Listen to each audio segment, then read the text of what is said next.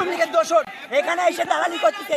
সেনাবাহিনীর কাছে ফোন ধরাবে, সেনাবাহিনীর কাছে ফোন ধরাবে। এরা পুলিশরা আওয়ামী লীগের দালাল, এরা হচ্ছে আওয়ামী লীগের দালাল।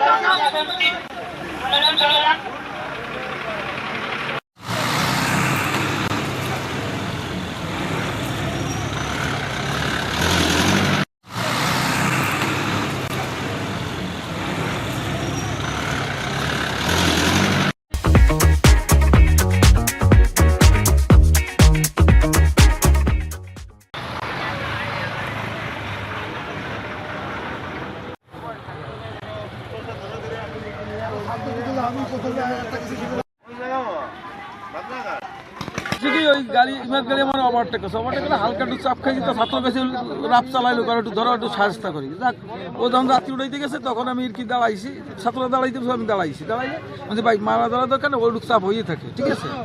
তখন আর কি উনি ছাত্ররা যাই একটু ফেরত দিয়েছে, দিয়ে কইছে যে ড্রাইভার ভুল স্বীকার করছে, তখন কইছে ঠিক আছে ছাড়িয়ে দিচ্ছে, ড্রাইভারে ছাড়িয়ে দেওয়া হয়েছে।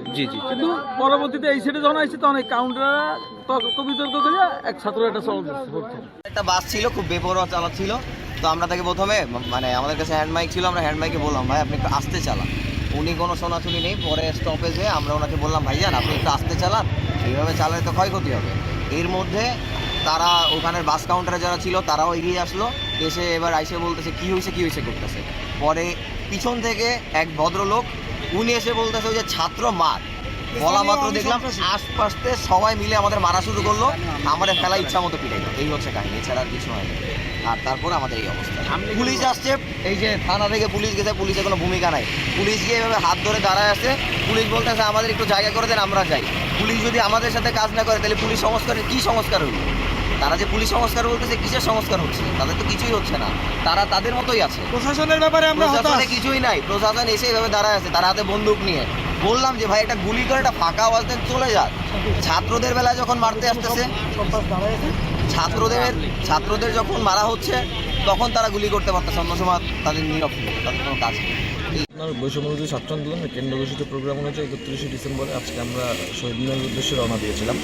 তো এখানে মোল্লাতে আসার পরে ইমাদের বাস কাউন্টারের সামনে একটা ইমাদের বাসের সাথে জাস্ট কথা কাটাকাটির প্রেক্ষিতে যখন শুনতে পাই যে আমরা বৈষম্যবিরোধী ছাত্র আন্দোলনের সদস্যরা, তখন ওইখানকার ইমাদের যে বাস কাউন্টারটার মালিক আওয়ামী লীগের একজন পদধারী নেতা, সে হচ্ছে মূলত আমাদের তার কিছু বাহিনীতে আক্রমণ করা, এবং তার ওইখানে কিছু বিএনপির নেতাকর্মীও জড়িত ছিল, হাইব্রিড বিএনপি আর কি।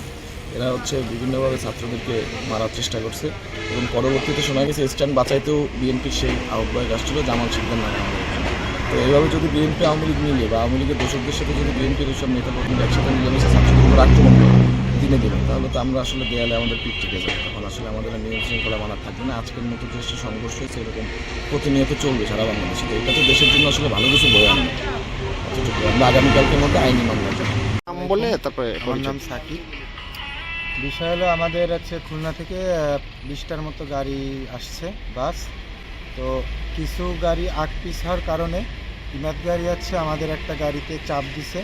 চাপ দেওয়ার ক্ষেত্রে ওইখানে আমাদের গাড়ি দাঁড়াইছে। বাসটা দাঁড়ানোর পরে ওইখানে আপনার স্থানীয় লোক আর গাড়ির লোক আইসে আমাদের গাড়ির ভিতরে যারা ছিল তাদের সাথে আর কি কথা কাটাকাটি নিয়ে গ্যাঞ্জাম বাঁধাই দিছে। বাঁচানোর ক্ষেত্রে এই ক্ষেত্রে ওরা আমাদের গাড়িতে যারা ছিল মোটামুটি স্থানীয় লোক নিয়ে সবাইকে আর কি মারধর করছে। এরপরে আস্তে আস্তে আমাদের 15-20 জনের মতো আহত করছে। তো অনেকেই ট্রিটমেন্টে আছে, অনেককে নিয়ে যাওয়া হচ্ছে হসপিটালে।